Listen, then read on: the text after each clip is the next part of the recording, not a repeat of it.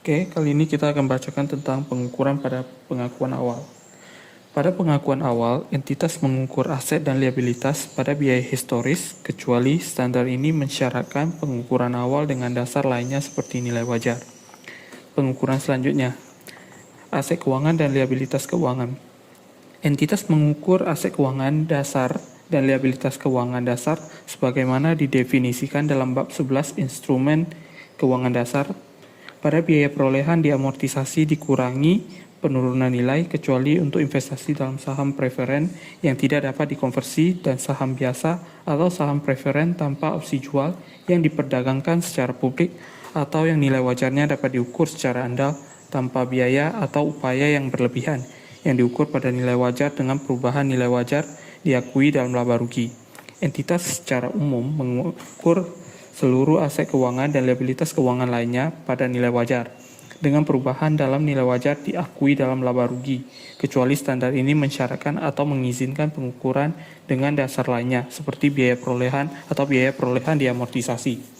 Aset non-keuangan. Sebagian besar aset non-keuangan yang pada awalnya diakui entitas pada biaya historis, selanjutnya diukur dengan dasar pengukuran lainnya. Sebagai contoh, entitas mengukur aset tetap dengan salah satu dari dua model berikut.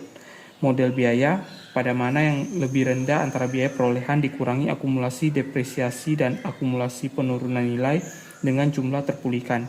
Atau model revaluasi, pada mana yang lebih rendah antara jumlah revaluasian dengan jumlah terpulihkan. Entitas mengukur persediaan pada mana yang lebih rendah antara biaya perolehan dengan harga jual dikurangi biaya untuk menyelesaikan dan menjual. Dan entitas mengakui kerugian penurunan nilai terkait aset non-keuangan yang digunakan atau dikuasai untuk dijual.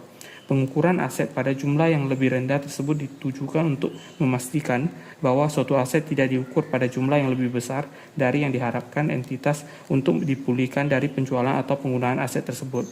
Untuk jenis aset non-keuangan berikut ini, standar ini mengizinkan atau mensyaratkan pengukuran pada nilai wajar.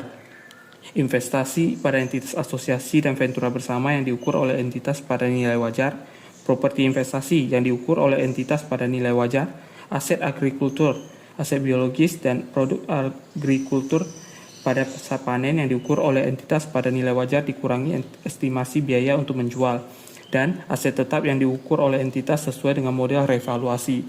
Liabilitas selain liabilitas keuangan. Kebanyakan liabilitas selain liabilitas keuangan diukur pada estimasi terbaik atas jumlah yang disyaratkan untuk menyelesaikan kewajiban pada tanggal pelaporan. Sekian, terima kasih.